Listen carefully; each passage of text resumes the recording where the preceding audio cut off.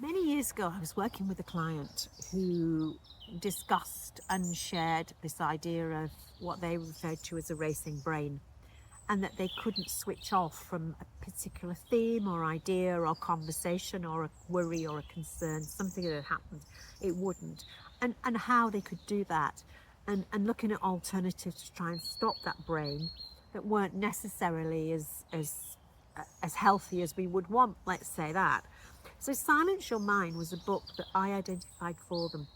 So this book is by a doctor called Dr. Ramesh Manucha, and I hope it's still in print. I know it's on Kindle, so that's an e-version that you can buy. And he did an awful lot of research on managing that in terms of both meditation, exercise approaches, and it was a very early version, but I really like it because it backed it up with the science. There's quite a lot of examples in terms of cardiovascular work, in terms of mental health.